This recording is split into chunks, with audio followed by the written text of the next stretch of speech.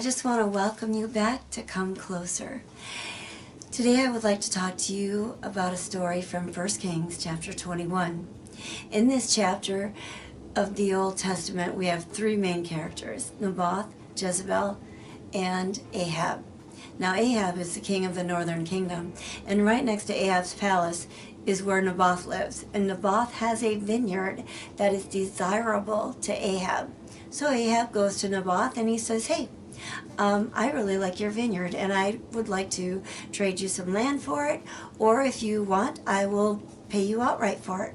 And Naboth says, "No, I can't do that. This land has been in my family for many years.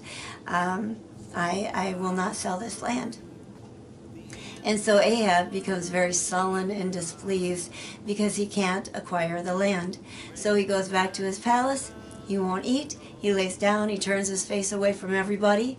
And then his wife comes in, Jezebel, and she says, "What is going on?" And Ahab tells her what's going on, and she says, "Get up. I will get this land for you." So she sends out letters to all the nobles in the land, and she proclaims a feast. And she says, "Put Naboth in a place of honor." But she also hires a couple of witnesses to speak against Naboth. And these witnesses tell everybody that he has blasphemed God and the king. And so Naboth ends up getting stoned, and of course Ahab gets the land.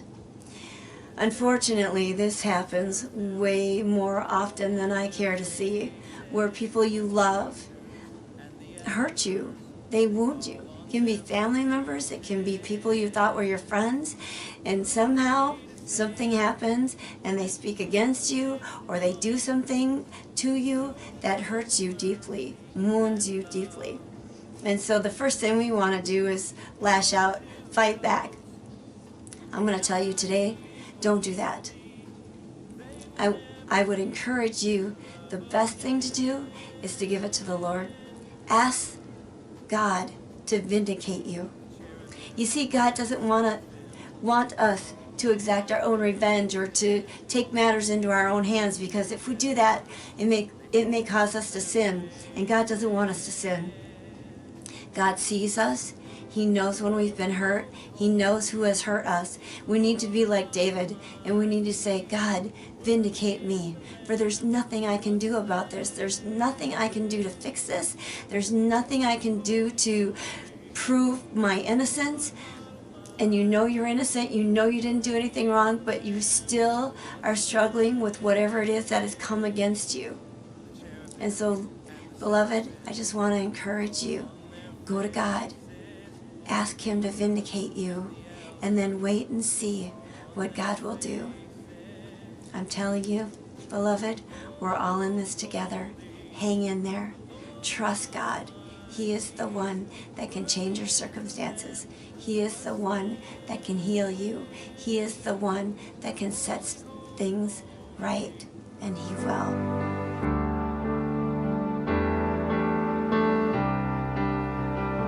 In you I've been set free. In you I am brand new. You've given me your nature, put in me your heart. I stand before you, Father, one with your Son. Blessing and honor, all glory to you. Power, dominion, the praise belongs to you. I lift my hands, surrender, Lord. All I am is yours. With burning passion and deep desire, I cry out to you, Lord.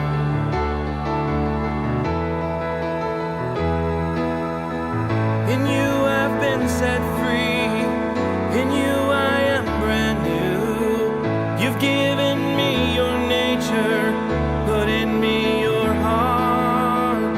I stand before you, Father, one with your Son. Blessing and honor, all glory to you. Power, dominion, the praise belongs to you. I lift my hands, surrender, Lord. All I am is yours. With a burning passion, a deep desire, I cry out to you. set free. In you I am brand new.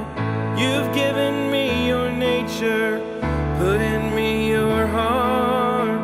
I stand before you, Father, one with your Son, brand new.